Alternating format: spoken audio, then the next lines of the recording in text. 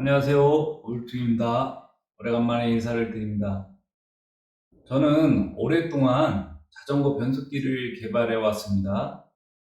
최근에는 이 전기 모터와 변속기를 결합한 통합 드라이브에 대해서도 아이디어를 소개한 적이 있어요. 그런데 그 통합 드라이브에 적용되는 변속 기술이 전기차나 전기 모터사이클에 적용될 수 있다는 것을 알게 되었습니다. 현재 전 세계적으로 전기차나 전기 모터사이클에 변속기가 적용되지 않는 상태인데, 저의 그 변속 기술이 이 전기차나 전기 모터사이클에 최적화될 수도 있다는 것을 알게 되었어요. 영상을 통해서 소개해 드리도록 하겠습니다. 이 구조는 내연기관 동력 전달 구조를 보여주는 그림입니다. 이 구조가 복잡하고 부품이 무겁고 공간을 차지하는 이런 단점이 있을 수밖에 없겠죠. 그러다가 최근에 나온 전기차들의 구조를 보면 매우 단순합니다. 모터에서 회전이 일어나면 곧바로 기어 매상을 거쳐서 바퀴로 바로 전달이 됩니다. 이 기존에 만들어졌던 이 내연기관의 동력 구조가 복잡해질 수밖에 없었던 이 이유가 있습니다. 이 엔진의 특성 때문인데, 이 엔진의 특성을 보여주는 그래프입니다. 그런데 이 엔진의 특성이 뭐냐면, 이 녹색 구간이 의미하는 것은 엔진이 1800에서 3500 rpm 정도로 회전할 때 효율성이 뛰어난 구간입니다. 그러면 이 낮은 RPM이나 이 높은 RPM은 효율성이 좋지 않거나 힘이 없는 구간에 해당되겠죠. 그래서 반드시 변속기가 필요했던 겁니다. 이 아래에 있는 그 숫자는 이제 단수를 말하는 건데, 엔진의 효율성에 있는 그 1800 rpm에서 3500 rpm을 사용을 하고, 나머지 낮은 RPM이나 높은 RPM을 될 수 있으면 사용하지 않는 구조를 만든 거예요. 이 전기차의 이 모터가 효율성이 매우 좋기 때문에 내연기관처럼 복잡한 구조가 필요 없는 상황이 됐는데, 그런데 저는 이 모터가 정말로 완벽한 효율 구간의 그 에너지 전달력이 있냐, 이 부분에 대해서 의문을 제기하는 겁니다. 이 그래프는 모터의 특성을 보여주는 그래프입니다. 모터의 가장 큰 특성은 이 파란 선에 있습니다. 이 파란 선은 토크예요. 자동차가 출발을 할 때나 가속을 할 때 이 토크가 좋아야 합니다. 그런데 이전에 내연기관에서는 이 토크가 이런 식으로 시작할 때부터 강력하지를 않습니다. 그런데 이 모터의 경우에는 이 출발하는 시점부터 이 토크가 강력하기 때문에 모터를 이용한 전기차는 0부터 보통 12,000 rpm 이상까지도 변속기가 없이 모두 자동차를 전진시키는데 사용할 수 있는 장점이 있습니다. 이 표는 모터의 특성을 나타내는 수치표입니다. 효율 구간이 좋은 녹색 구간이 있었죠. 그 부분이 이 위치입니다.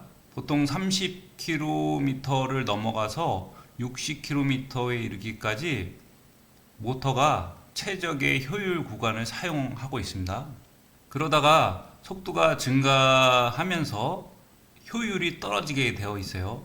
그래서 이 최적의 효율 구간에는 95% 정도, 그리고 100km 부근에 이르면 88% 정도, 이렇게 150km가 넘는 속도의 가속을 하면 80% 정도까지 떨어질 수 있습니다. 그리고 이 저속 구간, 효율성이 이때 20%가 넘는 비효율 구간에 진입해요. 변속기를 개발하는 저의 관점에서는 당연히 이 녹색 구간의 모터의 효율성을 이 전체적으로 배치해서 사용하는 것이 합당하다고 생각을 하겠죠. 그래서 제가 구상한 이 표로 보실 수 있습니다. 이쪽은 1단, 여기가 2단, 이렇게 3단의 모터를 사용했을 때 효율표입니다. 이런 자동차의 일상적인 대부분의 주행을 기어 3개를 통해서 효율적으로 사용을 하는 거죠. 이 그래프가 3단 변속기를 사용했을 때 직관적으로 보여줄 수 있는 그래프인데, 여기가 1단에 해당합니다. 그리고 여기가 2단, 그리고 여기가 3단에 해당을 하죠. 처음에는 토크가, 모터 자체가 토크가 세니까 1단으로 출발을 했을 때 힘이 넘치겠죠. 그러다가 속도가 50km가 넘을 때 4500rpm처럼 높은 rpm을 지나가면 효율이 떨어질 때쯤 2단 기어를 사용합니다. 그리고 모터의 rpm이 낮아지고 다시 속도를 올려서 4500rpm이 또 넘어갈 때쯤 3단 기어를 사용해서 낮은 rpm으로 시작을 하는 거죠. 그래서 이 넓은 범위를 다 모터의 최적의 rpm 구간으로 사용할 수 있다는 겁니다. 140km, 150km 부근에서 가장 높은 출력으로 전진하기 때문에 강력한 힘으로 가속을 할 수 있는 그런 상황이 연출될 수 있습니다. 이 두 가지, 그러니까 변속기가 없을 때의 상황과 변속기가 있을 때의 상황, 속도가 올라갈수록 효율성이 크게 떨어지는 이 빨간 구간에 진입하고 출력도 낮아지는 이런 상태를 만들어냅니다. 변속기가 있으면 전체적으로 넓은 구간에 항상 배터리를 최고 효율로 사용할 수 있다는 장점과 출력을 고속에서 높일 수 있는 장점까지 만들어낼 수 있습니다. 내연기관의 변속과 전기차의 변속이 이루어질 때 어떤 차이가 있는지 그 부분을 설명드리겠습니다.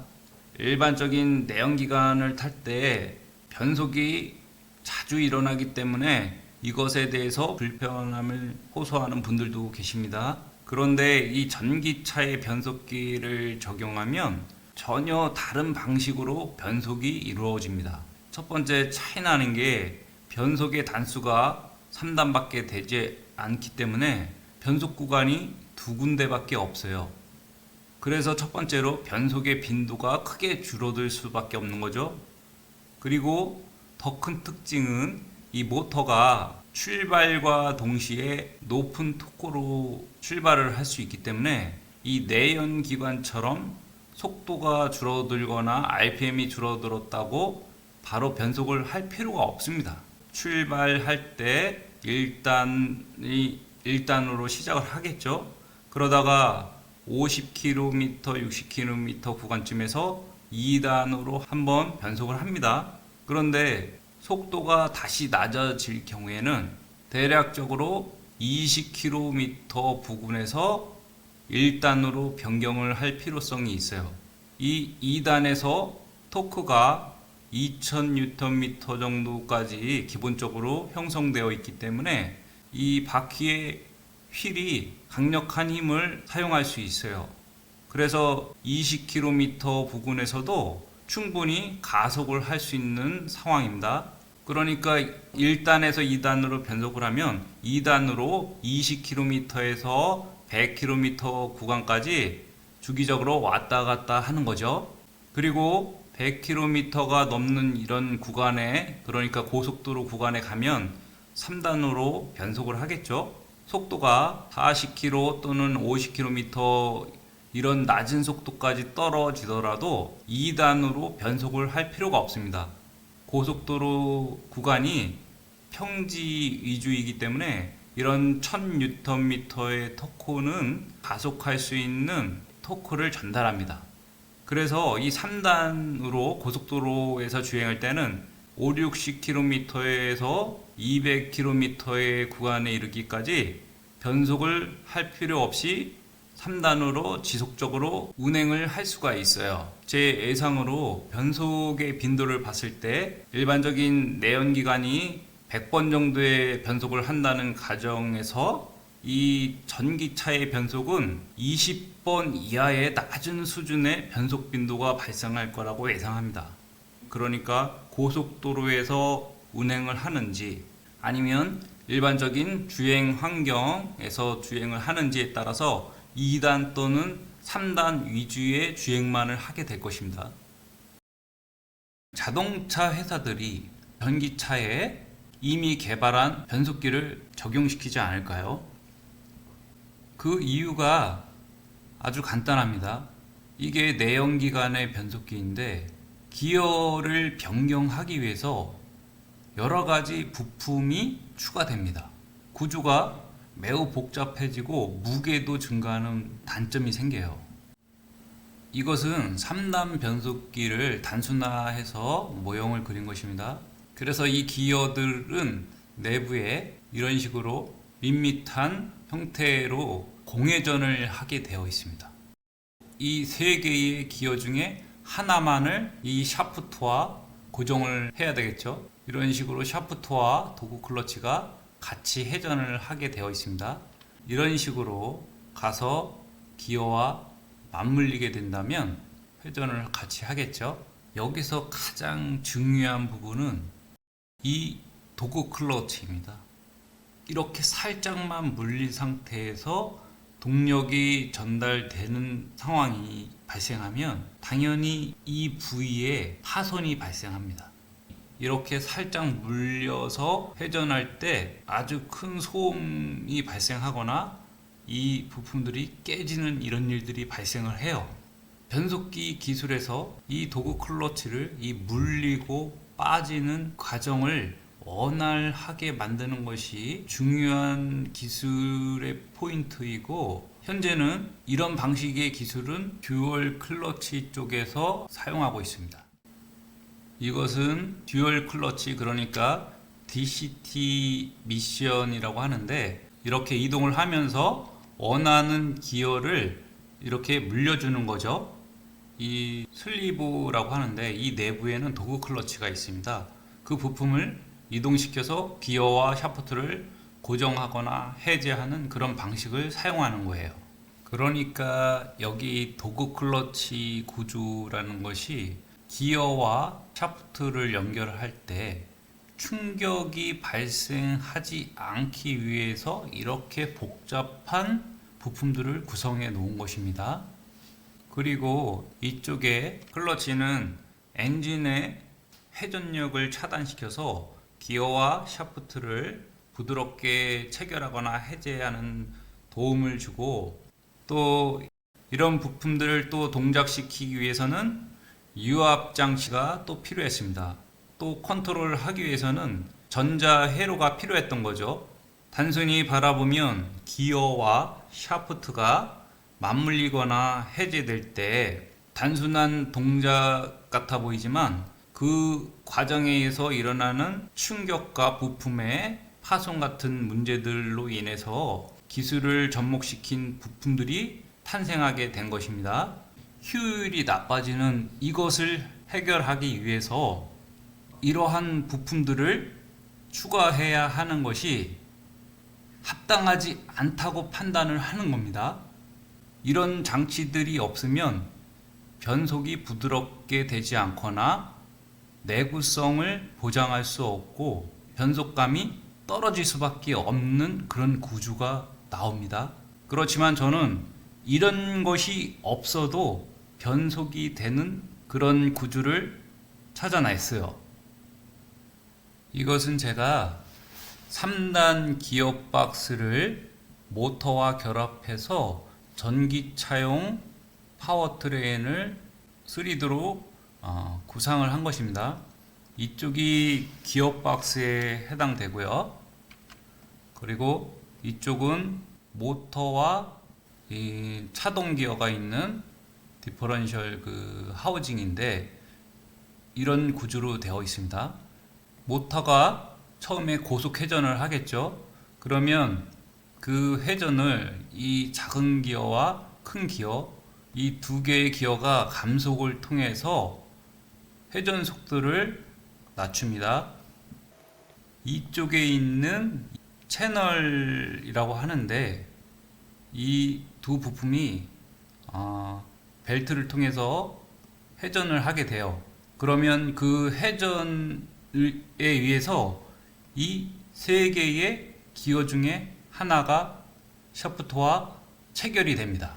이 기어가 체결됐을 땐 1단, 이 기어가 체결됐을 때는 2단, 그리고 이 가장 큰 기어가 체결되면 3단의 회전력을 전달할 겁니다. 그러면 이 샤프트는 이쪽에 있는 이 차동 기어, 그러니까 디퍼런셜 기어 하우징인데 이쪽으로 하나의 덩어리처럼 고정되어 있습니다. 이렇게 한 번의 감속을 거쳐서 모터의 회전수를 감속시켜서 전달하는 이런 구조에서는 그 단순하다는 장점이 있기 때문에 준준형 이하, 그러니까 경차나 중준형 차에 아주 적합할 거라고 판단을 하고 있습니다. 이 구조는 기어의 감속을 두 번에 걸쳐서 전달하는 거예요. 1차 감속을 모터에서 나온 회전을 1차 감속을 통해서 어느 정도 회전수를 낮춰주고 2차 감속을 통해서 완전하게 감속을 낮춰줍니다. 그러면 이렇게 구조를 만들면 내구성을 충분히 확보하면서도 원하는 기어의 비율을 적절히 조율하는 데 장점이 있습니다. 보통 2.5에서 3.0 되는 이런 큰 사이즈의 자동차에 그런 구조를 만들어낼 수 있어요. 제가 아까 전에 이 벨트를 통해서 이 풀리드를 회전시킨다고 말씀드렸죠. 이것은 작은 모터입니다. 여기 있는 유성 기어의 세트에서 이 두 번째 유성 기어 그리고 세 번째 유성 기어를 통해서 회전이 전달됩니다. 이 샤프트 내부에는 폴이라는 라쳇 시스템이죠. 기어를 고정시키거나 해제시키는 부품이 있습니다. 조금 구조가 복잡한데 이 부분에 대해서 설명을 드리도록 하겠습니다. 이게 입력축에 해당하는 그 메인 샤프트입니다. 샤프트에 이 폴이 1단, 2단, 3단 배치가 되어 있어요. 이쪽 부위들은 샤프트 외부로 돌출이 되어 있고 이쪽에 있는 폴들은 함물이 되어 있죠. 그래서 이렇게 돌출이 되어 있으면 기어가 이 홈들에 고정을 시키는 작용을 하겠죠. 그래서 이렇게 네 군데에서 기어를 물려주는 거죠. 그러면 이 폴을 돌출시키거나 함몰시키는 그 역할을 하는 부품이 이 내부에 있습니다. 이 파란색 부품이 서포트라고 하는데 이 폴들을 지지하거나 지지하지 않는 상태를 만들어내는 겁니다. 여기 보시면 이런 공간이 있죠. 그리고 이쪽은 이렇게 받쳐주는 상황을 만들어주죠.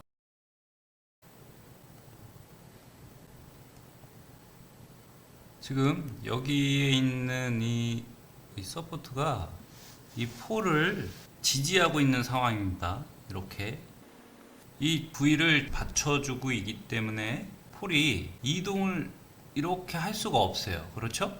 이 홈을 꽉 물고 있기 때문에 기어 자체는 이렇게 회전을 할 수가 없겠죠?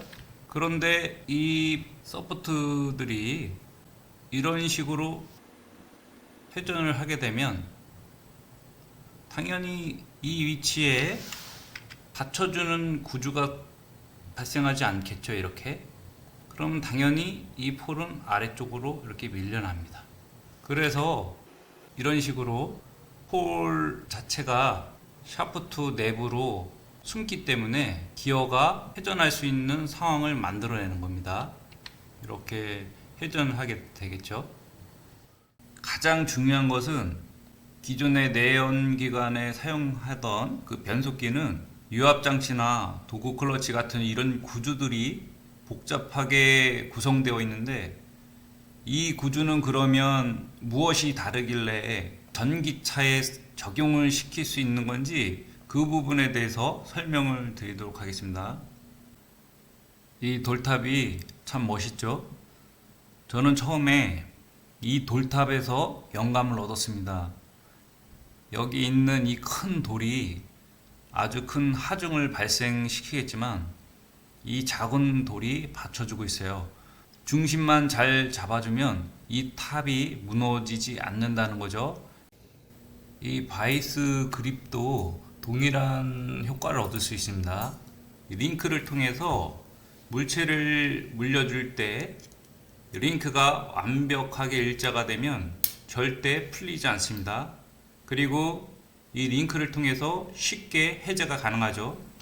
단순하게 비교해 보면 이 가운데 있는 캠샤프트가 이 아래쪽의 바이나 이 렌치의 지지부에 해당되겠죠. 이 구조가 단면에 해당되는데 이 두 개의 폴이 양쪽에서 기어를 물고 있을 때 이 서포트가 캠샤프트와 완벽하게 일자가 되면 이 폴은 기어로부터 큰 하중을 받더라도 절대 안으로 밀려 들어갈 수가 없습니다. 여기 있는 바이가 중심을 일자로 맞춰주거나 바이스 그립이 일자로 직립했을 때 완전히 잠기는 것과 유사합니다. 아마도 많은 분들이 보통 자전거 같이 큰 하중이 발생하지 않는 장치에 사용되기 때문에 당연히 의문이 생기실 수 있습니다. 하지만 이것이 자동차에 큰 토크를 전달하는데 충분한 내구성이 있다는 것을 설명드리겠습니다. 이건 자전거의 프리 허브죠. 여기에 있는 폴은 이 자전거의 구조상 강한 충격 하중이 발생합니다. 그래서 내구성을 확보하기 위해서 이렇게 3개 또는 6개 같은 여러 개의 폴을 사용합니다. 일반적으로 기어는 완전히 고정된 형태이기 때문에 충격 하중이 발생하지 않습니다. 그래서 단 하나의 키만으로도 내구성을 확보할 수 있어요. 핵심은 고정되지 않은 상태에서 동력을 전달하게 되면 충격 하중이라는 것이 발생하고, 완벽히 고정한 상태에서 동력을 전달하면 내구성을 크게 높일 수 있다는 거죠. 여기 있는 이 장치가 전기차의 파워트레인입니다. 회로, 이것을 인버터라고 하는데, 이 인버터는 모터의 회전 속도와 토크의 강약을 정밀하게 제어할 수 있는 역할을 합니다. 그래서 이런 변속기를 적용할 때 이 인버터를 통해서 이 샤프트와 기어의 회전 속도 또는 토크를 거의 제로에 가깝게 만든 뒤에 정확하게 치압이 가능할 수 있고, 이 4개의 폴들이 모두 치압된 뒤에 이 인버터를 통해서 회전 속도와 토크를 크게 높여서 동력을 전달할 수 있는 동작 구현이 가능합니다. 그래서 이 키를 하나만 사용하는 기어의 동력 전달 방식과 동일한 구조를 만들어낼 수 있다는 거죠. 그런데 이 구조에서는 더 중요한 핵심이 있습니다. 폴이 이런 밀려나는 구조를 만들어낸다면 이 서포트가 더 이상 이동을 할 수 없기 때문에 이 위치에서는 체결이 될 수가 없어요. 기어가 완벽하게 정위치에 홈을 위치시킬 때, 그때서야 폴을 밀어 올리면서 서포트가 제 자리를 잡습니다. 이 구조가 일어나지 않으면 체결 자체가 일어나지 않기 때문에 이 폴과 이 서포트의 접촉면들을 보호할 수 있는 상황이 연출되는 겁니다. 폴은 아주 순간적으로 움직이면서 체결이 되는 그런 상황을 발생시키는데, 그 구조는 이 스프링에 의해서 일어날 수 있습니다. 예를 들어서 이 캠축이 이렇게 회전을 하게 된다면 푸링에는 압축력이 생길 겁니다. 그래서 이때 이 부품 전체를 이렇게 회전을 시킵니다. 반대로 이 스프링이 이런 식으로 회전을 하게 된다면 압축력이 발생하겠죠. 그러면 이번에는 반대 방향으로 이렇게 정렬을 시킬 겁니다. 이 폴이 양쪽 면이 동일한 구조예요. 보통의 폴은 한쪽 면만 체결되는 구조입니다. 동일한 구조를 만들려면 이 폴도 이쪽 방향은 이렇게 완만하게 만들어야 되는 것이 맞겠죠? 이렇게 양쪽을 동일하게 체결하도록 만든 이유는 전기차는 모터를 사용하기 때문에 회생 제동 기능이 장점입니다. 그래서 이 폴은 결국 전진을 시키는 체결과 회생 제동을 위한 체결과 이 두 가지 역할을 동시에 하게 됩니다. 지금까지 설명드린 바와 같이 기어와 이렇게 접촉하는 과정에서 잘못된 체결이 일어날 가능성과 그리고 잘못된 체결이 됐을 때 충격을 완화시키는 기능을 하는 거죠. 이 폴의 현재 폭이 20mm 이상이기 때문에 이 폴 하나가 견딜 수 있는 최대 토크는 1000Nm 이상에 해당합니다. 이 폴은 지금 두 개가 완전히 서로 직립하는 구조로 형성되어 있기 때문에 완벽하게 50대 50으로 기어와 치압을 하게 되어 있습니다. 그래서 이 폴 4개가 기어를 고정할 때 최대 허용 토크는 대략적으로 4000Nm가 넘는데 보수적으로 계산하면은 2000Nm가 훨씬 상회하는 토크를 견딜 수 있어요. 이 구조는 전기 모터 사이클을 위해서 만들어 놓은 구조입니다.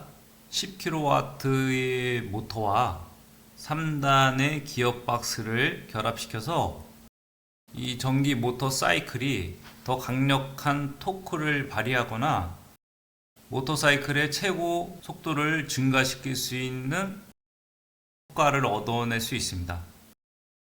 이것에 대해서는 다음 영상에 제가 또 자세하게 설명을 드리도록 하겠습니다. 이건 3D 프린터로 출력을 하기 위해서 설계를 한 것이고요.